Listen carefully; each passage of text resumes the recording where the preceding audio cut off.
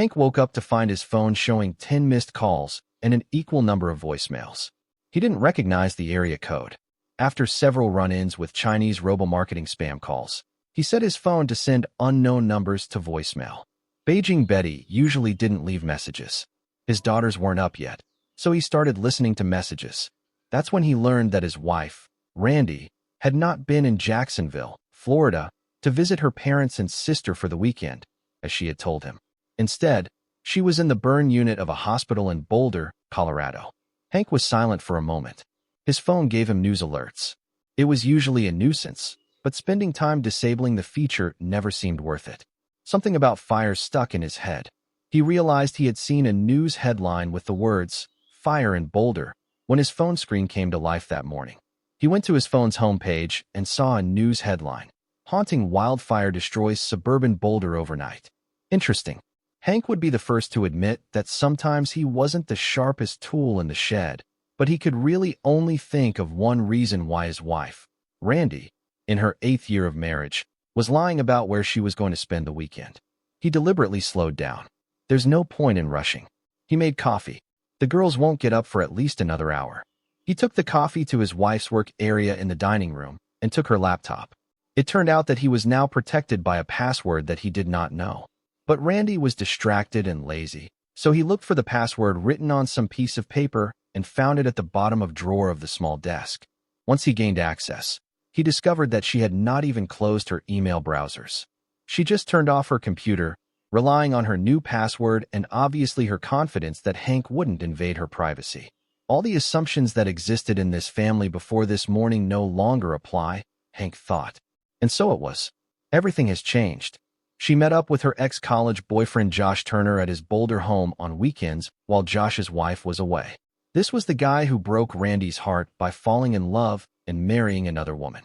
It seems that over the years he has developed remorse towards the abandoned woman, or just lust.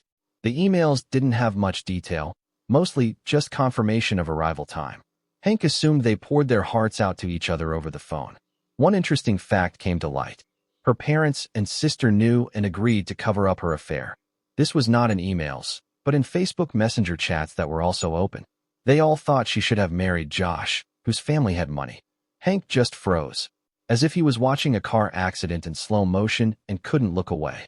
He took a moment to breathe deeply and calm down a bit. He needed it, otherwise he might have punched holes in the drywall walls of the house. He called the hospital in Boulder. When the switchboard answered, on a whim, it asked if Josh Turner was a patient. When they asked Hank to define his relationship with Mr. Turner, he said that he was his friend. The operator then said that she could not provide any information. This answer definitely confirmed that they had a patient named Josh Turner. Hank then called the number left in his voicemail. It was a direct line to the hospital emergency department. After he identified himself, the clerk there told him that Randy had been brought in with third-degree burns over 80% of her body, including lung damage from smoke inhalation. The fire appears to have suddenly broken out in the drought-stricken area, spreading quickly amid strong winds and cutting off the only escape route. More than 100 houses were burned and destroyed. "Sorry," Hank said. "It can't be my wife. She is in Jacksonville, Florida. You must have wrong information." He hung up. Yes, of course there was one in Boulder. He felt it, but he wasn't going to make it easy for anyone. He looked at his wife's computer again and found Josh's Facebook page. Randy truly made him one of her friends. There he found Josh's wife. She posted publicly from her family's home in San Diego, asking for prayer because she had just learned that her husband had been hospitalized with severe burns in Boulder. It's about time those prayers were answered by the God of vengeance, Hank thought as he contacted Josh's wife on Facebook Messenger to introduce himself and share what he had found out. He left his phone number. Sometime later, while finishing his coffee, he saw another missed call. He didn't recognize the number, but there was a voicemail from Josh's wife, Tina. Hank called her back. "Miss Turner, is your name really Tina?" He had to ask. "Yes," she said with a sigh. "When I got married, you might have feared that this would happen to the woman Josh rejected. I married for love. Now it's just a complete breakdown. You must be Randy's husband." "Yes. Of course, I knew about her when Josh and I met. He had been acting strange lately, but I didn't understand why. Now it all makes sense. Is it the same for you?" "Something like that. I knew about Josh, but Randy wasn't acting fussy at all, so I didn't notice anything. You take it in your stride, Hank. How do you do this? You also speak calmly.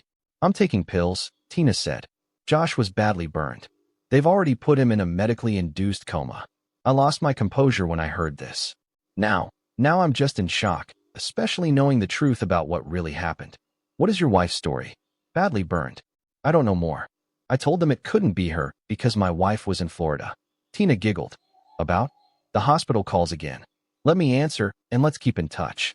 She hung up, and Hank saved her number in his contacts to prevent the spam blocker from sending the call to voicemail. A new call came in from Randy's father, Bob. Bob must have seen the news and become worried. Yes? Hank? Yes? There was a pause. Bob never liked Hank, and Hank disliked Bob in return, but they always maintained the appearance of polite communication. Now Bob noticed there was no sense of politeness. Hank, have you heard anything from Randy? Hank paused. This question must have cost Bob his blood from a moral point of view.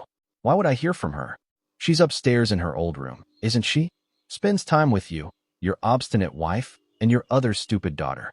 Bob realized that Hank knew. He sighed. Hank, she really loves you. I know we never got along. Bob, Hank interjected, his voice getting louder. This is bullshit. And before you keep talking and irritate me even more, keep in mind that I'm well aware that you've always disliked me. You were sure that I was unworthy of your daughter, but Josh was worthy. Hank hung up. There was really nothing more to say. However, to save time, he blocked Bob's phone numbers, as well as those of his mother-in-law and sister-in-law. Dad, why are you screaming? Asked his daughter, Nicole. Entering the kitchen, her younger sister, Rebecca, followed. Dad said a bad word, Rebecca announced. Is it true? Asked Nicole. Say it again. Dad, I didn't hear that. Hank had to smile. What was that bad word, Becky? She frowned. I can't remember. You must have heard wrong. Now let's have breakfast. Today will be a pancake day. 3 pancakes each and some orange juice. Then both girls watched cartoons. After all, it was Saturday morning. They loved Bubble Guppies. Hank hoped that these were cartoons, a path to something more substantial, like Pinky and the Brain or Phineas and Ferb. The phone rang again. It was Tina Turner. The pills don't work. What? The pills I told you about that I take to calm down. Well, they don't work. Why do you say that, Miss Tina Turner? At the hospital they connected me to, where Josh is in intensive care. The nurse put me on speakerphone. She thought it might help Josh to hear my voice, even though he was in a coma. And what? I lost my temper. I shouted that his girlfriend was also badly burned and would probably die, and that it was his fault, and that after you and I both collected our life insurance payouts, we would go on a cruise around the world and spend the entire time having sex, with a friend to the point of stupor in order to pay. His heart almost stopped when he heard me. Even though he's in a coma? Yes. It's hard to say whether it was my screaming that caused this or whether it was just a coincidence. However, he pulled through. I'm sorry. She paused. It's a pity. Why are you sorry? Are you sorry that his heart almost stopped? Or are you sorry that he is still alive? All of Hank's instincts were towards cruelty, but he controlled himself. It's just a shame that it all turned out this way. Me too. After a pause, he asked, tell me about this cruise we're going on. Sorry, I don't know where this came from. And yet I'm interested. I bet that's true. She paused. Are you really interested, Hank? I saw on Facebook that you have a beautiful face, but I didn't particularly follow you on the internet. If I had to spend my time getting revenge by fucking someone, you'd be a pretty good choice. Why do you ask? I have a chance. I don't know. She answered slowly. I just spent the time since I realized he was cheating, wondering what was wrong with me. Seeing that you're interested makes me feel a little better. You don't look too bad yourself anyway. Hank snorted. Thank you. That's good to hear. Even if my wife clearly preferred your husband, maybe the problem is not us. For some reason, I think so too. Tina Turner paused again. Have you ever wondered why they did it?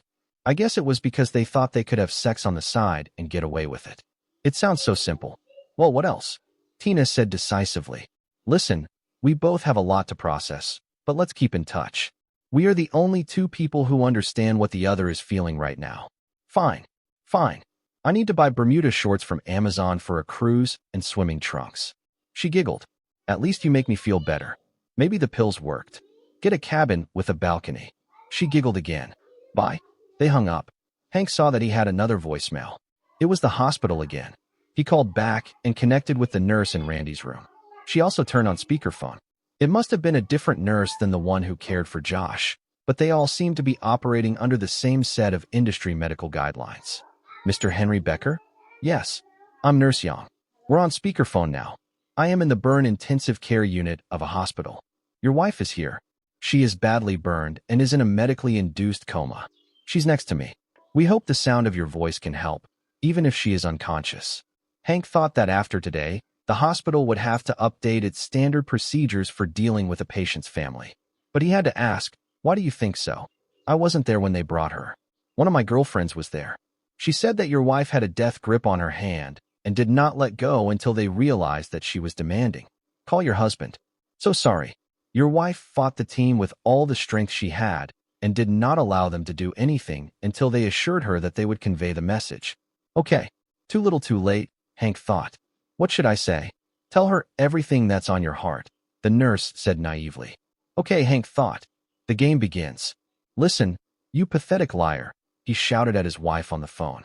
I hope you spend eternity in hell with Josh, who also dies. Just so you know, I'm going to use all the life insurance money I get to seduce Josh's wife, and I will never forgive you. The line went dead. The nurse must not have been listening when he started, but she seemed to come to her senses.